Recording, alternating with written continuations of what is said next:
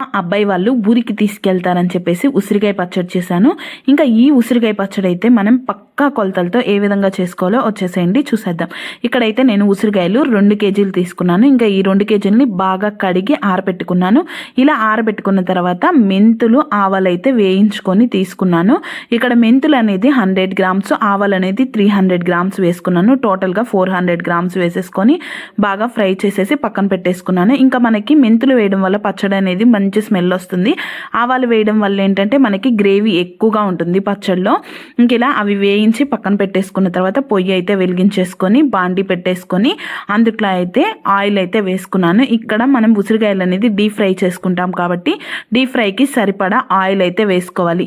ఇలా ఆయిల్ అనేది బాగా వేడెక్కిన తర్వాత ముందుగా కడిగి ఆరపెట్టుకున్న ఉసిరికాయలు ఏవైతే ఉన్నాయో అవి కూడా మనం ఆయిల్లో వేసేసుకొని బాగా ఫ్రై చేసుకోవాలి.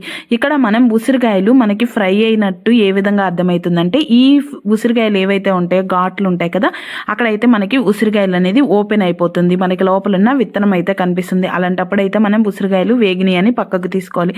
ఉసిరికాయలు వేగకుండా మనం కానీ పక్కకు తీసుకున్నామంటే పచ్చడి అనేది ఎక్కువ రోజుల పాటు నిలవైతే అస్సలు ఉండదు.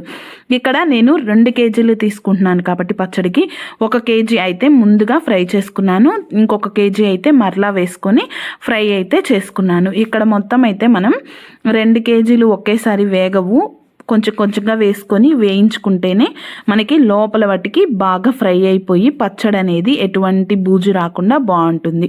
ఇక్కడ రెండోసారి కూడా ఉసిరికాయలు అనేది మొత్తం వేసేసుకున్నాను, కొంచెం కొంచెంగా వేసేసుకొని అయితే ఉసిరికాయలని వేయించుకున్నాను.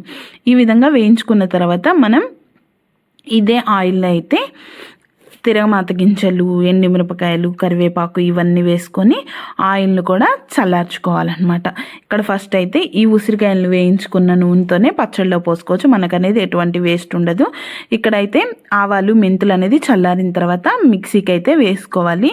ఇక్కడ మిక్సీకి అనేది కూడా నేను 2 సార్లు వేసుకున్నాను. ఒకసారి వేయడం వల్ల మెత్తగా రాదు, పౌడర్ లాగా ఎక్కువ క్వాంటిటీ ఉందని చెప్పేసి ఇక్కడైతే మనం ఎంత మెత్తగా వేసుకుంటే అంత పచ్చడి టేస్ట్గా ఉంటుంది. ఇంక ఇక్కడ అలాగే నిమ్మకాయలు అయితే 1 డజన్ నిమ్మకాయలు తీసుకున్నాను. నిమ్మకాయలు లేని వాళ్ళు చింతపండు కూడా తీసుకోవచ్చు.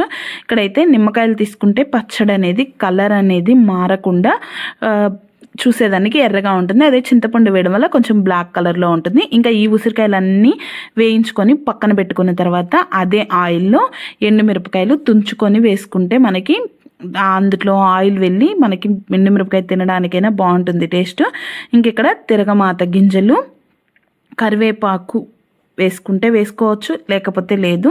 నేనైతే కరివేపాకు వేయలేదు, ఎందుకంటే మనకి పచ్చడి అనేది ఎక్కువ రోజులు నిలవ ఉన్నప్పుడు కరివేపాకు అనేది అంత టేస్ట్ బాగోదు కాబట్టి ఈ మొత్తం అయితే బాగా ఫ్రై చేసుకున్నాను. ఈ విధంగా మొత్తం అయితే వేగిన తర్వాత ఆ నూనె అనేది మనం దించి పక్కన పెట్టుకొని చల్లారనిచ్చుకోవాలి. ఈ లోపైతే మనం ముందుగా వేయించుకున్న ఉసిరికాయల్లో ఇదైతే అరసాల గ్లాస్తో కేజీకి అరసాల ఉప్పు తీసుకుంటే సరిపోతుంది.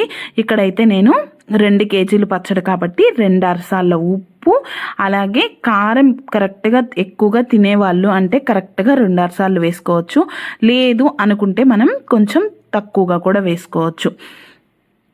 ఇక్కడ మెంతిపిండి కూడా అదే గ్లాస్తో మనం ఏ గ్లాస్తో అయితే ఉప్పు పోసుకున్నామో అదే గ్లాస్తో 1 గ్లాస్ అయితే వచ్చింది మనకి వేసుకుంది, ఆ గ్లాస్ పోసాను. ఇంకా కారం కూడా 2 గ్లాసులు అయితే వేసుకున్నాను. కొంచెం కారం ఎక్కువగానే ఉంటే పచ్చడి అనేది బాగుంటుంది అని చెప్పేసి ఇక్కడ కారం ఉప్పు వేసేసిన తర్వాత బాగా కలుపుకోవాలి. ఇలా కలుపుకున్న తర్వాత మనం ఆ నిమ్మకాయలను అయితే విత్తనాలు అవన్నీ తీసేసుకొని నిమ్మ రసం అయితే చేసి పెట్టుకొని ఆ నిమ్మ రసాన్ని కూడా అందులో పోసేసుకొని కలుపుకోవాలి. ఇక్కడ 1 చిటికెడు పసుపు కూడా కావాలంటే వేసుకోండి, లేకపోతే పర్వాలేదు. ఇక్కడ నిమ్మకాయ రసం అనేది మొత్తం తీసేసుకొని విత్తనాలు అనేది ఏమీ రాకుండా అందుట్లో పోసుకొని ఇంకా చల్లార్చుకున్న మనం తిరగమాత పెట్టుకున్న నూనె ఏదైతే ఉంటుందో అది కూడా వేసేసుకొని మొత్తానికి కలుపుకుంటే మనకి ఉసిరికాయ నిల్వ పచ్చడి అయితే రెడీ. ఈ పచ్చడిని మనం ఫ్రిడ్జ్లో పెట్టుకుంటే కలర్ అనేది చేంజ్ అవ్వదు, బయట ఉండడం వల్ల మనకి ఒక 2-3 నెలలకే కలర్ అనేది చేంజ్ అవుతుంది. ఉసిరికాయ పచ్చడి ఇంట్లో ఉంటే చాలా మంచిది అని కూడా అంటారు. ఇంకా కార్తీక మాసంలో అయితే తప్పకుండా తినాలి అని అయితే చెప్తారు.